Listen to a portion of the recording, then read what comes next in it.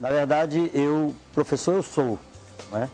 Porque é uma coisa que me encanta, eu me sinto extremamente orgulhoso de sê-lo.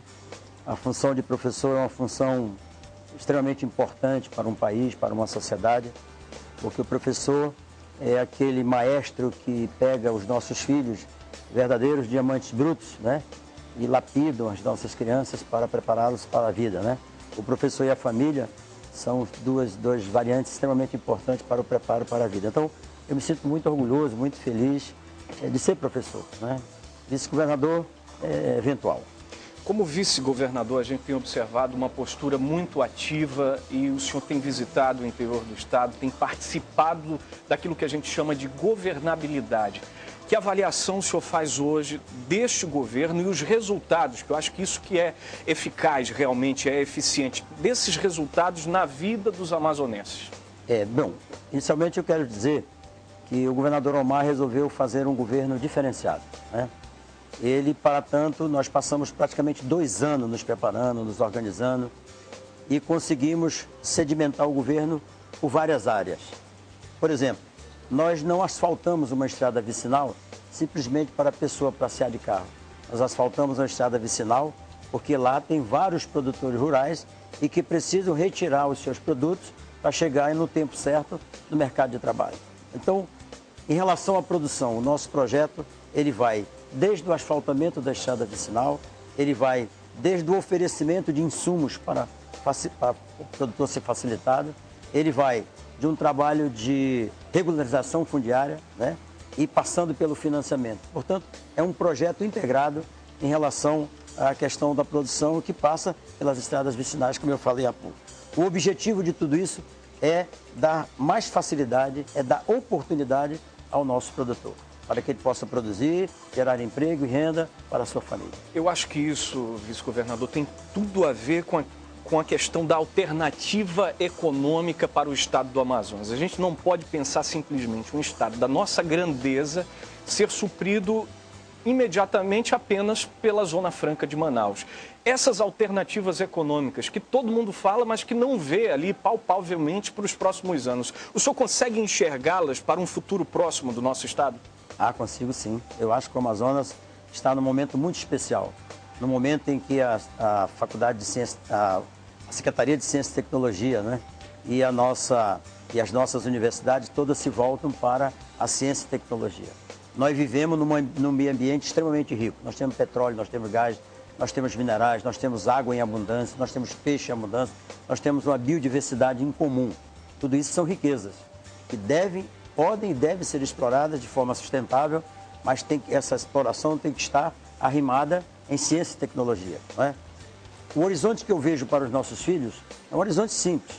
Uma grande indústria gás química aqui, uma grande indústria petroquímica aqui, uma grande indústria produtora de fertilizantes. Haja vista que nós temos a maior mina do Brasil de silvinita está aqui no Amazonas e o nosso gás é extremamente rico em nitrogênio, quer dizer, nós já teríamos o N do NPK, não é? E o K o P do potássio, né? Para produzir isso aí. O Brasil importa mais de 80% do que ele precisa para o nosso agronegócio.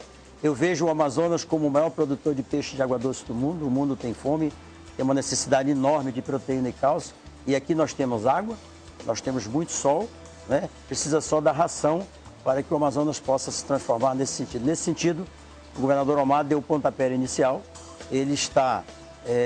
a ração, que hoje é extremamente cara, o governo está subsidiando e o preço da ração vai ser o preço de Manaus, será o preço em qualquer área. Só alavanca o setor primário. Isso vai alavancar. E os nossos principais concorrentes, Rondônia e Roraima, no momento em que a gente passa a ter uma ração no mesmo valor praticado lá em Roraima, praticado lá em Rondônia, o nosso pequeno produtor, o agricultor familiar que vive da produção pesqueira vai poder ter um incremento da sua produção e competir de igual para igual. É verdade. Então, passando pela indústria gás química, petroquímica, pela questão de produção de proteína, pela exploração da nossa biodiversidade, sobretudo a questão da farmacopeia, olhando uma indústria que é fantástica, que é a indústria de cosméticos, que tem como base, como insumo, o açaí, o buriti, o patoá, o camu-camu, o abacaba, aquilo que todos nós conhecemos aqui, olhando Itacoatiara estrategicamente como o grande porto do Amazonas no futuro, Sonho com uma ferrovia saindo aqui de Manaus para Itacoatiara, com a decisão do governo federal de estender a Zona Franca de Manaus para a região metropolitana.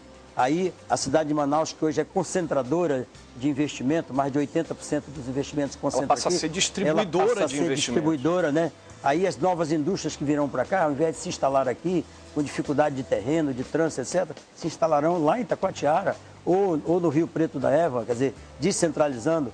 Eu olho Manacapuru como uma cidade importante, tendo lá um grande porto, olhando a parte amontante da cidade de Manaus, quer dizer, o Juruá, o Purus, o Alto Solimões, a exploração de todas aquelas riquezas, tendo esses dois grandes portos.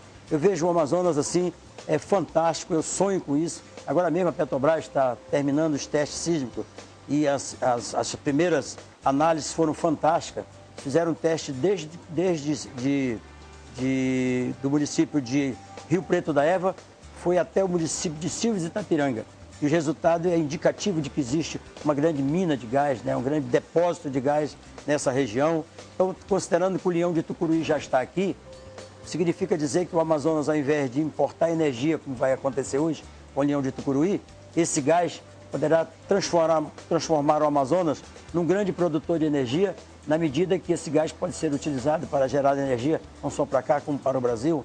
Então, o horizonte de futuro do nosso estado, eu vejo o seguinte: insistir na ciência e tecnologia, porque o nosso ecossistema é um ecossistema muito frágil, as terras aqui são terciárias e quaternárias, portanto o trato com ela tem que ser com muito carinho, mas vejo que através da ciência e tecnologia e da vontade política dos governos, nós poderemos explorar tudo isso que eu falei, e aí sim, lá na frente nós teremos a Zona Franca de Manaus e um irmão maior e mais importante, que são as nossas riquezas regionais.